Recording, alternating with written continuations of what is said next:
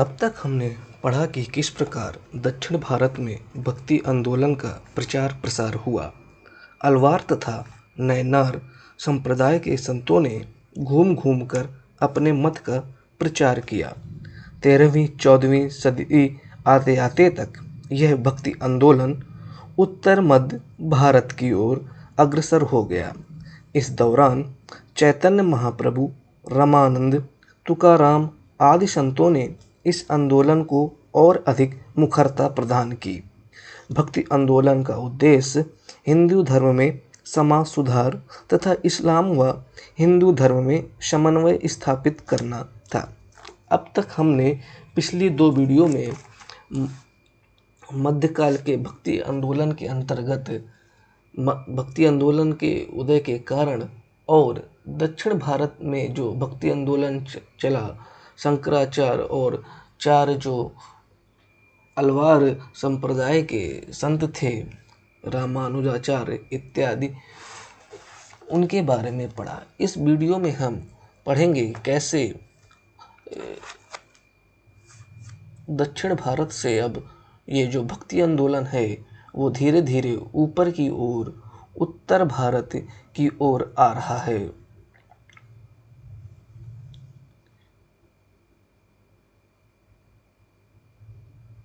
धीरे धीरे आ रहा है।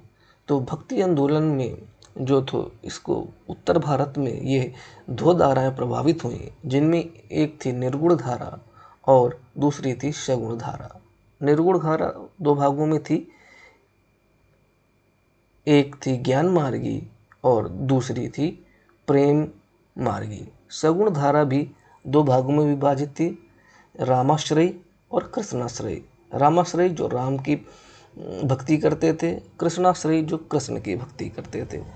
निर्गुण और सगुण में 2 अंतर है। निर्गुण धारा के जो संत हैं वो ईश्वर को आकारहीन मानते हैं, वो निराकार मानते हैं, और जो सगुण है वो कहते हैं कि ईश्वर का आकार है।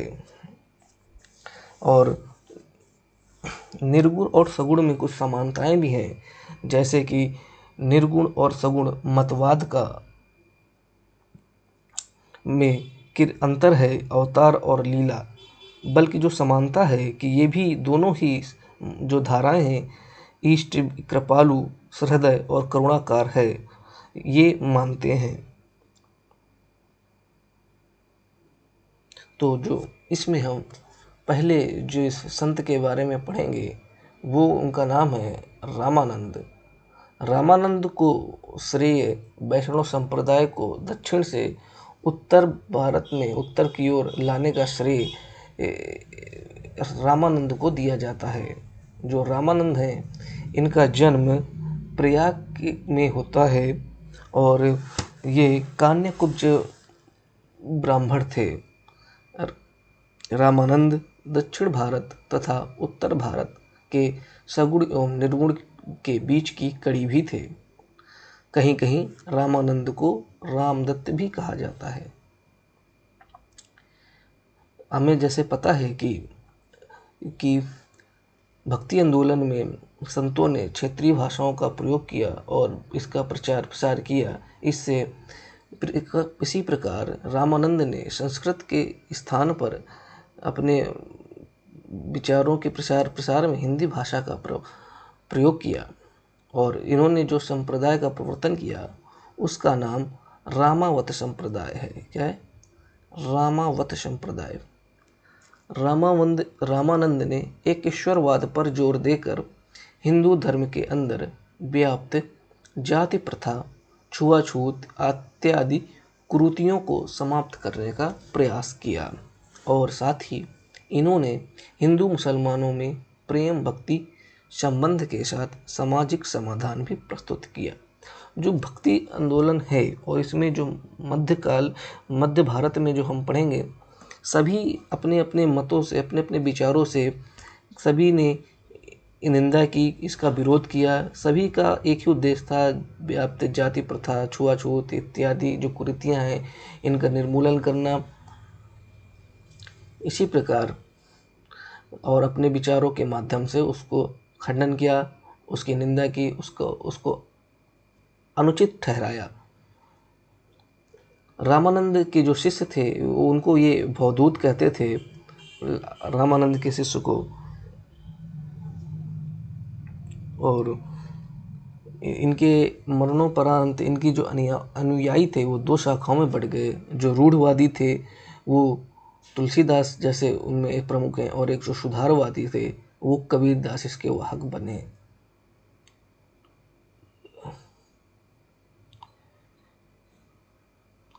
इनके कुछ प्रमुख शिष्य थे। इनके 12 शिष्यों का उल्लेख है, 12-13 शिष्यों का उल्लेख है, जिनमें से कबीर, जुलाहा, रविदास। कबीर 12 ही थे, इनके जो शिष्य थे 12 थे, जुलाहा नहीं थे। जुलाहा तो ये गलत है, ये 12 ही शिष्य थे। कबीर, रविदास, धन्ना, शेना, पीपा, सुरसासुरानंद, पद्मानंद, नरहरि। तो इनमें कबीर और रविदास आगे चल के काफ़ी प्रसिद्ध हुए। तो इसके बाद जो हम अगले भक्ति आंदोलन के संत के बारे में पढ़ेंगे वो कबीरदास के बारे में पढ़ेंगे। कबीरदास के बारे में कहा जाता है कि इनका जन्म काशी के एक विधवा ब्राह्मण स्त्री को स्वामी रामानंद ने भूलवश पुत्रवती होने का आशीर्वाद दे दिया था। यानी कि जो उनके गुरु थे रामानंद ने एक विधवा ब्राह्मण स्त्री को पुत्रवती होने का आशीर्वाद दे दिया था। ब्रिटानिका विश्वकोश में कबीर की मां को अविवाहित ब्राह्मणी बताया गया है, जो कि एक हिंद मंदिर की यात्रा के बाद गर्भवती हो गई थी, और उसी समय कबीर का जन्म हुआ। ब्राह्मणी कबीर को जन्मोपरांत लहरतारा नामक तालाब के किनारे छोड़ आई। कहाँ छोड़ आई? लहरतारा नामक तालाब के किनारे छोड़ आई, और यहीं पर नूरी तथा उसकी पत्नी नीमा नामक जुलाहों ने उसका पालन पोषण किया। नूरी को अली भी कहते हैं। कबीर का जन्म जेठ शुदी पूर्णिमा सोमवार विक्रम संवत 1456 यानी 1398 ईस्वी को माना जाता है। कबीर भी निर्गुण धारा के कवि थे, कवि क्या संत थे, और ये भी इनको कहते थे ईश्वर एक है और निराकार है। और जो ये थे, कबीर का जो अरबी भाषा का शब्द है कबीर का अर्थ होता है महान। कबीर ने अपने आप को योगी भी कहा। क्या कहा? योगी भी कहा। इसके बाद इन्होंने एक रचना थी इनकी साखी सफद रमैनी, जिनमें साखी की जो वो है दोहा है, शबद की जो है इसमें गेय पद है और ब्रज भाषा में लिखी है, और रमैनी भी गेय पद है और ब्रज भाषा में लिखी है। कबीर दास जी थे, उन्होंने लगभग उत्तर भारत की, मध्य भारत की लगभग सभी भारत भाषाओं के शब्दों का अपनी रचनाओं में प्रयोग किया, जिनमें से खड़ी बोली, पूर्वी, ब्रज, राजस्थानी, अरबी आदि भाषाओं का जैसे प्रयोग किया था। कबीर दास जो थे सिकंदर लोदी के समकालीन थे। किसके समकालीन थे? सिकंदर लोदी के समकालीन थे। ऐसा कहा जाता है कि सिकंदर लोदी ने कबीर को हाथी से कुचलवाने तथा लोहे की जंजीर से बंधवा कर गंगा में डुबाने का प्रयत्न किया था, और बनारस से बाहर निकाल दिया गया था। और ये जो किंवदंती है इसका उल्लेख हमें कबीर परचई से मिलता है। कबीर परचई नामक एक रचना है, एक स्रोत है, जिससे ये किंवदंती के बारे में पता चलता है। कबीर के बारे में ये भी कहा जाता है कि कबीर एकमात्र ऐसे संत थे जो कि जिन्होंने गृह त्याग नहीं किया, और गृहस्थ जीवन में रहते हुए अपने विचारों को, अपने धारा को प्रभावित किया। इन्होंने कहा कि शुद्ध गृहस्थ बने रहें एवं शारीरिक श्रम की प्रतिष्ठा बनाए रखें, यही मानव की सफलता का आधार है। कबीर को आज की दार्शनिक शब्दावली में साम्यवादी कहा जाता है। और इन्होंने भी सती प्रथा, पर्दा प्रथा, कर्मकांड, जातिपात, छुआछूत आदि सब का विरोध किया और उसके विरोध में इन्होंने अपने दोहों, अपनी रचनाओं के माध्यम से काफ़ी ज़्यादा उनकी आलोचना की और उन्हें कहा। और इनका जो पंथ था वो कबीर पंथ कहलाया। इनके शिष्य जो कमाल, जो इनका पुत्र था, कमाली इनकी पुत्री थी, पद्मनाथ, गोपाल इनके जो प्रमुख शिष्य थे। यहाँ पर देखिए कबीर का एक दोहा लिखा हुआ है, कबीर तन पंछी भैया, जहाँ मन तन ही उड़ी जाए, जो जैसे संगति करे सो तैसा ही फल पाए। कबीर कहते हैं कि संसारी व्यक्ति का शरीर पक्षी बन गया है और जहाँ उसका मन होता है शरीर उड़कर वहीं पहुँच जाता है। सच है कि जो जैसा साथ करता है वह वैसा ही फल पाता है। अब हम जो अगले निर्गुण धारा के संत के बारे में पढ़ेंगे वो हैं रैदास। ये भी बहुत ही महत्वपूर्ण है परीक्षा की दृष्टिकोण से। संत रविदास के नाम से जाने जाते हैं। अभी इनकी फ़िलहाल कुछ समय पहले एक जयंती मनाई गई थी और ये काफ़ी ज़्यादा, इनके जो अनुयायी हैं इस समय भारत में काफ़ी ज़्यादा हैं। इनका जन्म काशी में होता है और इनके पिता रघु होते हैं, माता का नाम घुरविनिया होता है तथा पत्नी का नाम लोना होता है। ये जाति से चमार थे। शिक्षा इनकी पढ़े लिखे नहीं थे और ये निराकार ब्रह्म के उपासक थे। इनके गुरु रामानंद थे, जैसे कि हमने 12 शिष्यों का उनके रामानंद के पढ़े तो इनका भी नाम था। इन्होंने रायदासी संप्रदाय की स्थापना की। कबीरदास ने इन्हें संतों का संत कहा। प्रश्न बनता है किस संत को संतों का संत कहा गया? एक प्रश्न ये बनता है। दूसरा प्रश्न बनता है रैदास या रविदास को संतों का संत किसने कहा? तो संतों का संत किसने कहा? कबीरदास ने कहा। किसे कहा जाता है? रैदास या रविदास को कहा जाता है। ये भी सिकंदर लोदी के समकालीन थे क्योंकि, और सिकंदर लोदी ने बुलाकर दिल्ली बुलाया और सम्मानित भी किया। इनकी जो शिष्या थी मेवाड़ की रानी झाली तथा प्रसिद्ध कवियत्री मीराबाई इनकी शिष्या थी। सिक्खों के 5वें गुरु अर्जुन देव ने आदि ग्रंथ में कबीर और रैदास के दोहों को संकलित किया। उन्होंने जो अर्जुन देव ने जो आदि ग्रंथ चल रहा था, आदि ग्रंथ में क्या था कि सभी संप्रदायों के विचारों को एक संकलित करना था। वो चल आ रहा था जो 1604 में शायद संकलित हुआ, उसमें विचारों को सभी संप्रदाय के संकलित करना था। तो सिखों के 5वें गुरु अर्जुन देव ने आदि ग्रंथ में इनके पदों का संकलित किया। ज़्यादा से ज़्यादा इसमें रायदासी संप्रदाय की स्थापना की, ये पूछेगा। इन्हें संतों का संत किसने कहा? और कुछ ज़्यादा महत्वपूर्ण है नहीं। अगले जो हम संत के बारे में पढ़ेंगे वो है नानक देव। नानक देव का जन्म 1469 में तथा मृत्यु 1538 में हुई। इनका जन्म आप देख लीजिए लाहौर के गुजरावाला ज़िले के शर्कपुर तहसील के तलवंडी नामक गांव में, तलवंडी नामक जो पाकिस्तान में है के गांव में हुआ। यह रावी नदी के तट पर है। कहाँ पर है? रावी नदी के तट पर है। इनके पिता का नाम कालूचंद खत्री था, माता का नाम त्रिषा। इनकी भी धारा निर्गुण थी। इनके जन्म स्थान को अब ननकाना साहब कहा जाता है। इनके जन्म स्थान को ननकाना साहब कहा जाता है।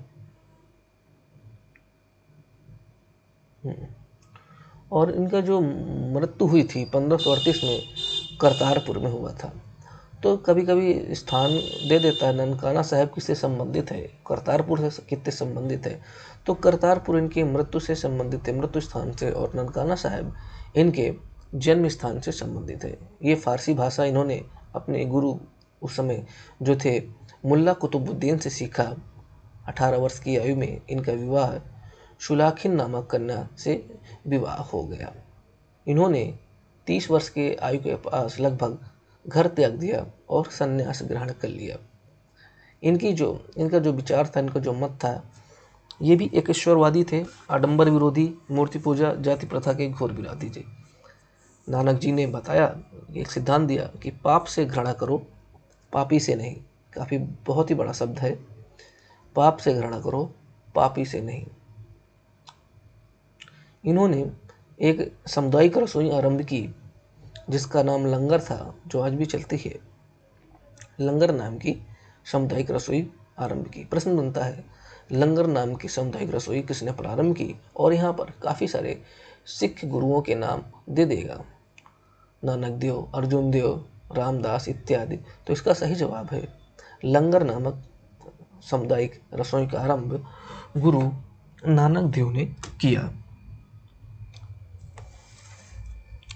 नानक ने ईश्वर को निराकार बताया, कहा कि इसका आकार नहीं है। ईश्वर की कल्पना तो की तथा निराकार ईश्वर को अकाल पुरुष यानी अनादि एवं अनंत कहा। गुरु नानक ने ईश्वर को अकाल पुरुष और आनंद कहा, अनादि एवं अनंत कहा। नानक बहुत ही पूरे भारत में और आसपास पड़ोसी देशों में भ्रमण करते रहते थे। उन्होंने मदीना, बगदाद, काबुल, कश्मीर के अतिरिक्त श्रीलंका तक की यात्राएं की। यात्रा में इनके साथ रागी नाम का एक मुस्लिम रहता था, जो इनके द्वारा रचित पदों को गाता था, यानी कि ये जो रचना करते थे, पद लिखते थे, तो रागी नाम का एक मुस्लिम था, वो इनको गाता हुआ था, मतलब कि अपनी आवाज़ देता था। गुरु नानक कर्म के सिद्धांत तथा पुनर्जन्म पर विश्वास रखते थे। बहुत इंपॉर्टेंट फैक्ट है ये कर्म के जन्म और पुनर्जन्म पर विश्वास रखते थे। इन्होंने अपने भक्त लाहड़ा, जिसका नाम गद्दी में बैठने से पहले अंगद रखा गया, उनको गद्दी में बैठाया, 1539 में उत्तराधिकारी बनाया और गुरु नानक की रचनाओं को शाश्वत बनाए रखने के लिए उसने गुरुमुखी लिपि का विकास किया। प्रश्न बनता है, गुरुमुखी लिपि का प्रयोग किसने किया, विकास किसने किया? तो उसका सही जवाब होगा गुरु अंगद ने। इसी समय अमरदास, रामदास, अर्जुन देव ये भी शांत एवं साधु प्रकृति के थे। मतलब कि जो आधे गुरु थे, कुछ प्रारंभिक सिख गुरु थे, वो काफ़ी शांत स्वभाव एवं साधु के स्वभाव के थे। लेकिन इसके बाद मुगलों का अत्याचार चरम सीमा था। मुगलों और जो शेष मुस्लिम शासक थे, इसके बाद वो जो बाकी जो थे सिख गुरु, वो इतने ज़्यादा शांति नहीं थे, शांत साधु प्रकृति के नहीं थे। रामदास ने एक सरोवर खुदवाया जो अमृतसर में है। गुरु अर्जन देव को जहांगीर ने मृत्यु दिया। आदि ग्रंथ का संकलन अर्जुन देव ने किया। तो उससे में हमने परीक्षा उपयोगी काफ़ी सारे तथ्यों को गुरु नानक देव से संबंधित हैं जो उनके बारे में पढ़ लिया।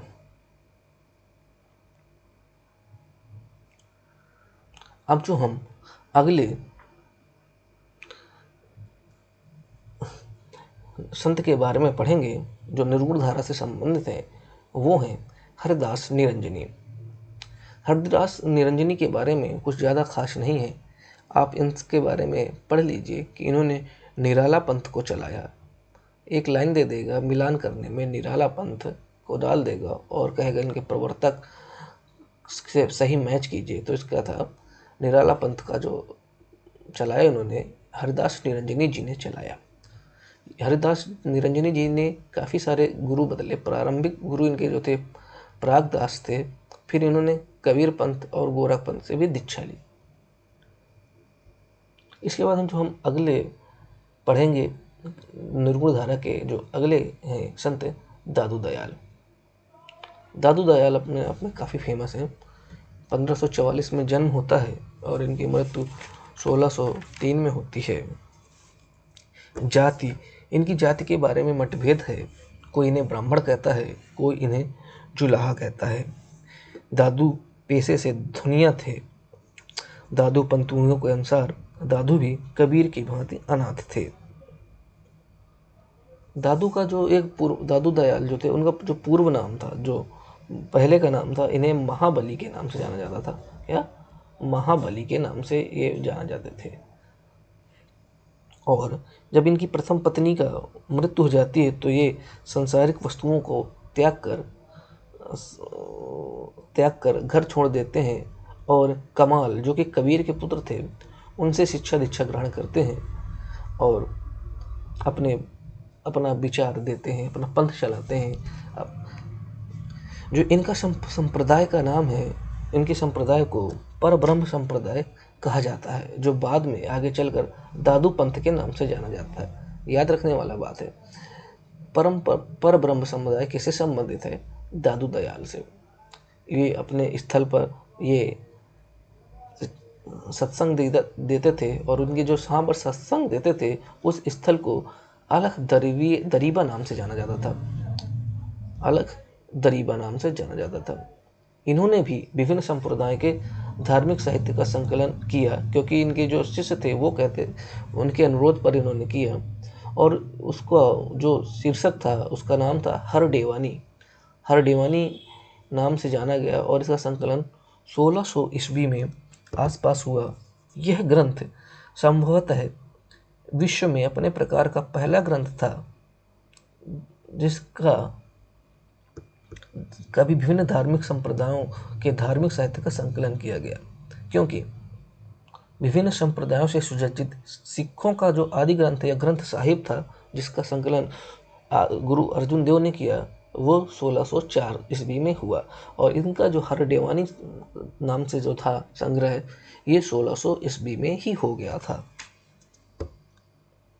दादू ने अपने शिष्यों से गूढ़ दार्शनिक सिद्धांतों को संस्कृत से सरल हिंदी में अनुवादित करवाया। इन्होंने अपने शिष्यों को हिंदू गद्य एवं पद्य में रचनाएं करने की भी प्रेरणा दी। इन्होंने कहा कि आप रचनाएं हिंदी में गद्य और पद्य दोनों शैलियों में लिखें। जो इनके जो प्रमुख शिष्य थे उनमें सुंदरदास, रज्जब इत्यादि थे। सुंदरदास के बारे में जान लेते हैं। सुंदरदास का जन्म 1596 में हुआ, जयपुर स्थान है। 1698 में इनकी मृत्यु हो जाती है। कुछ खास नहीं इनके बारे में, 2 रचनाएं फेमस हैं इनकी, 42 से अधिक रचनाएं इन्होंने लिखी, लेकिन इसमें 2 बहुत प्रसिद्ध हैं, ज्ञान समुद्र और सुंदर विलास। इसको याद कर लीजिएगा, ज्ञान समुद्र और सुंदर विलास। इसकी जो रचना है वो सुंदरदास से संबंधित हैं। इसी में एक और हैं जो इनके दादू दयाल के शिष्य थे, रज्जब। रज्जब भी काफ़ी प्रसिद्ध थे। इन्होंने 1567 में इनका जन्म हुआ, और इनका जो पूरा नाम था रज्जब अली खां था। और इनकी बात ये है खास इनके बारे में जो तथ्य है कि इन्होंने दादू दयाल की जो समग्र रचना थी उनको अंगवधू शीर्षक से संकलित किया। किस नाम से शीर्षक से संकलित किया? अंगवधू शीर्षक से संकलित किया। दादू दयाल की समग्र रचनाओं का अंगवधू शीर्षक से रज्जब अली खां ने संकलित किया। इनकी जो प्रमुख रचना थी शबभंगी, इसमें भी अन्य संतों की वाणी को संकलित किया गया। रज्जब ने कहा कि यह संसार वेद है और यह सृष्टि कुरान है। अब तक हमने रामानंद, कबीरदास, रैदास, नानक देव, हरिदास, दादू दयाल, सुंदरदास, रज्जब के बारे में पढ़ लिया है। ये सभी निर्गुण धारा से संबंधित थे। इसके बाद जो हम एक नए अगले निर्गुण धारा से संबंधित संत के बारे में पढ़ेंगे, उनका नाम है मालूका दास। मालूका दास का जन्म इलाहाबाद में हुआ। बचपन का नाम इनका मल्लू था। क्या था? मल्लू था। और इनके पिता का नाम सुंदरदास खत्री था। और मल्लुक के गुरु के बारे में विवाद है। कुछ लोग कहते हैं कि ये कील का शिष्य हैं, और कुछ कहते हैं ये द्रविड़ विट्ठल के हैं। मल्लुक दास ने सुख सागर में गुरु देवनाथ के पुत्र पुरुषोत्तम का गुरु रूप में स्मरण किया है।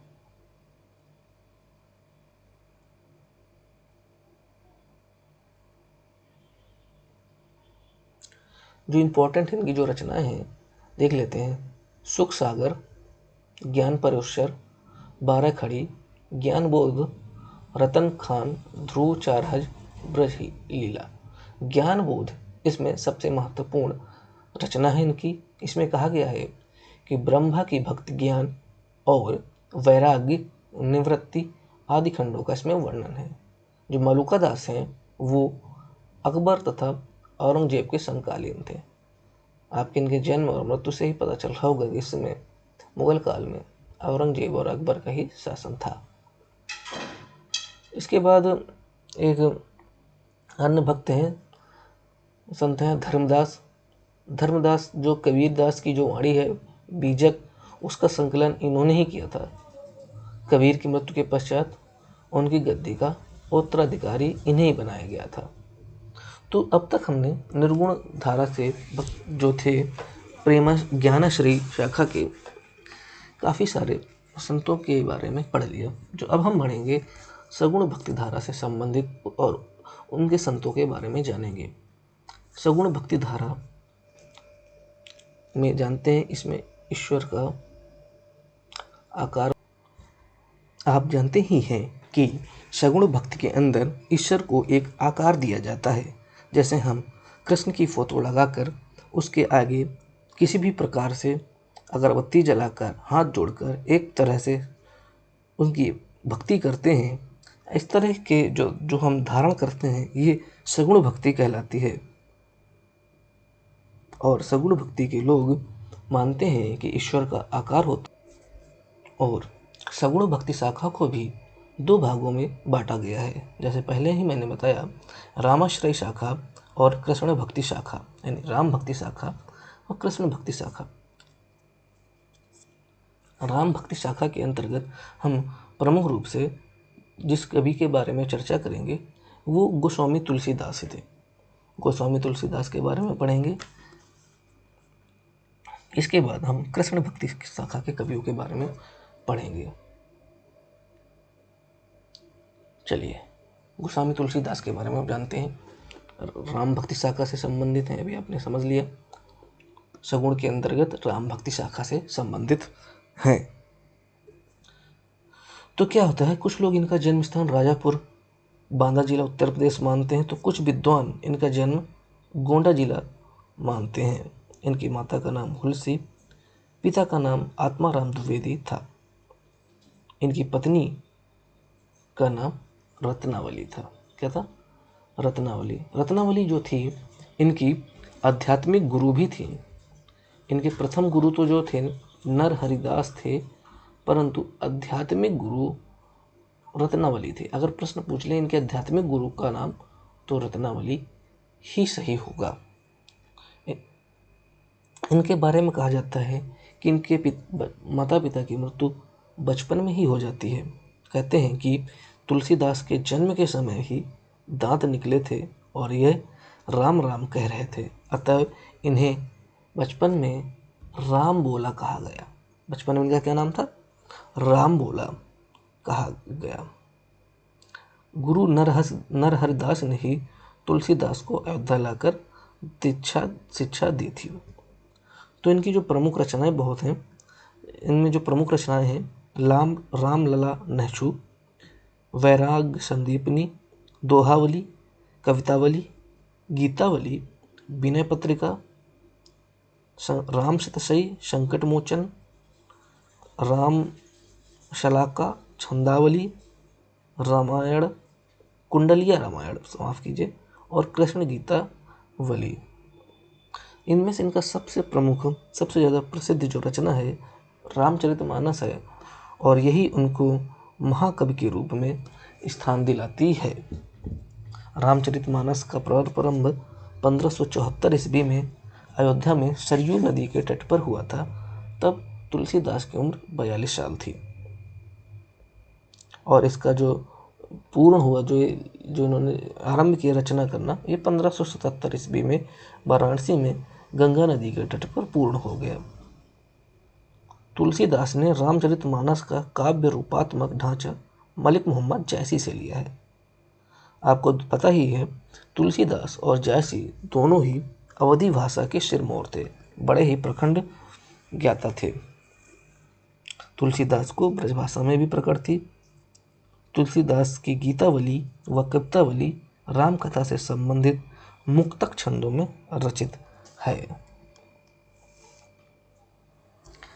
राम भक्ति के जो अन्य संत हैं, नाभादास ने भक्तमाल की रचना की।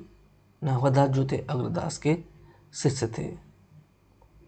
एक इम्पोर्टेंट तथ्य है कि कपूर चंद्र तिखा है ने 1646 ईस्वी में गुरुमुखी लिपि में रामायण लिखा। किसने लिखा? गुरु मुख्य लिपि में रामायण लिखा। इसके बाद हम कृष्ण भक्ति शाखा में पढ़ेंगे। कृष्ण भक्ति शाखा में तो आप जानते हैं कि कृष्णा, राधा, गोपी, यशोदा आदि का उल्लेख मिलेगा। जो इनके कवि जो हैं, इनके जो संत हैं, इनका उल्लेख करते हुए मिलेंगे आपको। और जो मध्य युग में कृष्ण भक्ति थे, वल्लभ, निम्बकार, राधा वल्लभ, हरिदासी, चैतन्य इनके प्रमुख संत थे। तो चलिए कृष्ण भक्ति शाखा के जो प्रमुख संत थे उनके बारे में पढ़ते हैं।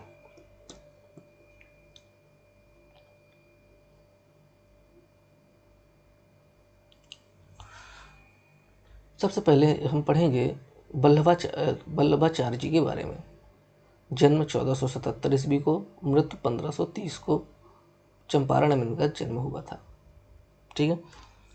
इनकी पत्नी का नाम महालक्ष्मी था और पुत्र जो गोपीनाथ विठलनाथ है, जो आगे चलकर खुद एक बहुत ही बड़े विद्वान या संत बनेंगे।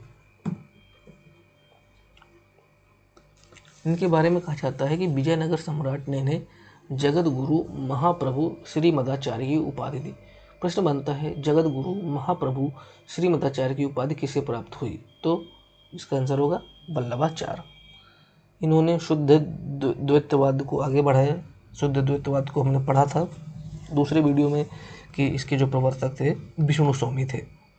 वल्लभाचार्य के अनुसार जीव 3 प्रकार के हैं।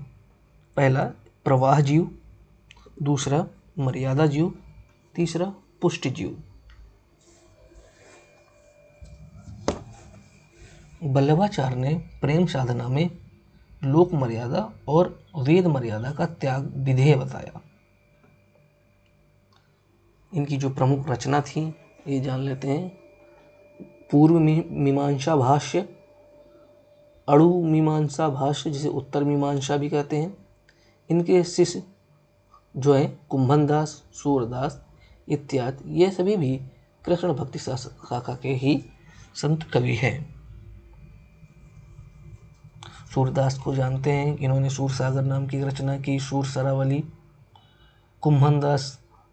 कुंभनदास की आपको रचना पता होगी, प्रश्न पूछ लेता है, हिंदी में खासकर पूछ लेता है। कुंभनदास की रचना 84 वैष्णवन की वार्ता। परमानंद दास इनके थे शिष्य, उन्होंने परमानंद सागर लिखी। कृष्णदास ने लिखी परमानंद के पद। गोस्वामी विठलनाथ के शिष्य भी थे, गोविंद स्वामी, नंददास, चतुर्भुजदास और छीत स्वामी।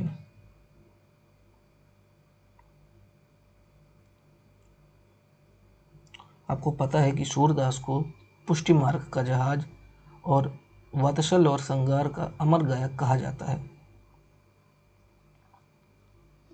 अब हम जान लेते हैं थोड़ा विठलनाथ के बारे में। विठलनाथ जिनके पुत्र थे, विठलनाथ को सबसे बड़े जो फैक्ट है, जो पूछा जाता है, ये तानसेन के गुरु थे। तानसेन के गुरु विठलनाथ थे। तानसेन के आध्यात्मिक गुरु थे। और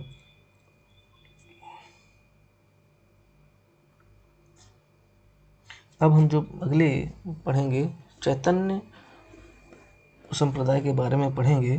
चैतन्य संप्रदाय ये भी कृष्ण भक्ति से संबंधित संत हैं।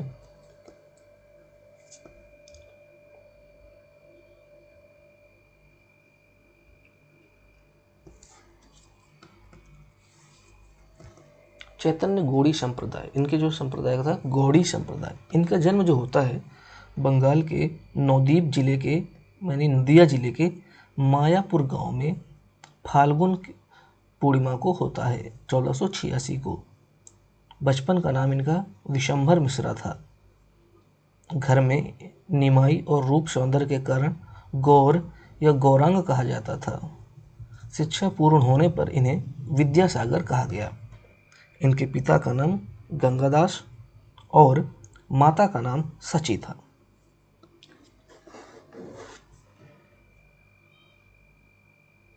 चैतन्य का मत जो दार्शनिक सिद्धांत है वो अचिंत भेदा भेद कहा जाता है। क्या कहा जाता है?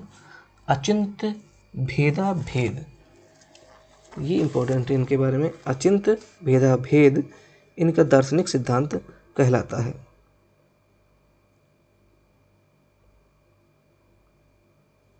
इसके बाद हम जो पढ़ेंगे दूसरे कृष्ण भक्ति के जो प्रमुख हैं मीराबाई के बारे में पढ़ेंगे। मीराबाई भी काफ़ी महत्वपूर्ण है, कुछ ज़्यादा नहीं जानेंगे इसमें बारे में। इनका जन्म मेड़ता के समीप गांव कुड़की में हुआ था। इनके पिता रतन सिंह थे और ये जोधपुर के संस्थापक राणा जोधा जी की पड़पोती थी। 2 वर्ष की आयु में ही इनकी माता का देहांत होने के बाद इनका पालन पोषण परम वैष्णव राव दादू ने किया।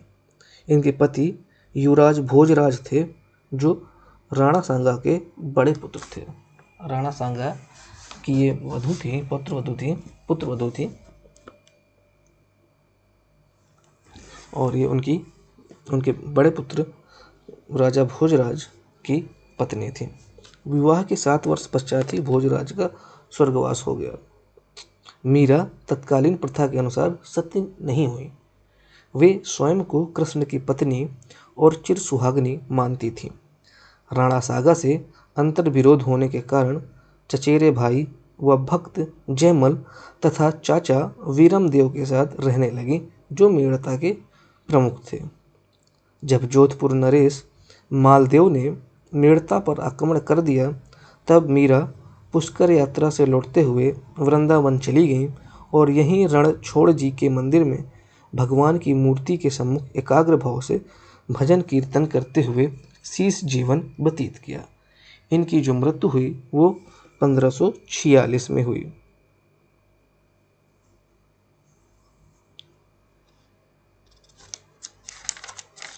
इसके बाद हम मीरा की उपासना माधुर्य भाव की है, कृष्ण पति हैं वे पत्नी।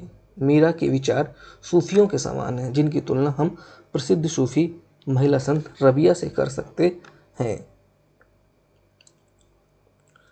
इनकी जो प्रमुख रचनाएं थी उनमें रुक्मणी मंगल इत्यादि हैं। अब बात करेंगे रसखान के बारे में।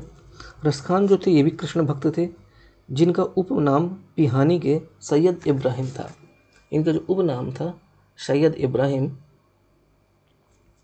और इनकी प्रमुख रचना प्रेम वाटिका, क्या है? प्रेम वाटिका और दान लीला है। इनकी प्रमुख रचना प्रेम वाटिका और दान लीला है। तो फिलहाल आज के वीडियो में इतना ही। अगले वाले वीडियो में जो इस मध्यकाल में भक्ति आंदोलन का जो आखिरी भाग होगा, उसमें हम महाराष्ट्र के प्रमुख संतों के बारे में पढ़ेंगे। वो थोड़ा ही छोटा ही वीडियो होगा, उसमें हम जान लेते हैं, दिखा देता हूँ हम उसमें क्या पढ़ेंगे। उसमें हम ज्ञानेश्वर या ज्ञानदेव, नामदेव, एकनाथ, तुकाराम, रामदास 17वीं सदी वाले, इनके बारे में पढ़ेंगे अगली वीडियो में। तो आज की वीडियो में हमने क्या पढ़ा? जो भक्ति जो दक्षिण से उत्तर की ओर आ गया था भक्ति आंदोलन, और इसमें हमने निर्गुण और सगुण धारा के संतों के बारे में पढ़ा। निर्गुण और सगुण धारा के संतों के बारे में पढ़ा। फिर इनके भी जो छोटे छोटे 2 भाग थे, निर्गुण के ज्ञानाश्रयी, प्रेमाश्रयी, और सगुण के राम भक्ति और कृष्ण भक्ति। इनसे संबंधित संतों के बारे में पढ़ा। उनसे संबंधित जो फैक्ट हैं जो परीक्षा में पूछे जाते हैं उनके बारे में पढ़ा। इसके बाद जो चौथा वीडियो होगा, इसका जो आखिरी होगा, उसमें हम महाराष्ट्र के भक्ति आंदोलन और विशेष तथ्य जो कि हैं, जो कि हमने पढ़ाते वक्त शायद कुछ छूट गए हो, उनके बारे में हम पढ़ेंगे। तो फिलहाल इस वीडियो में इतना ही।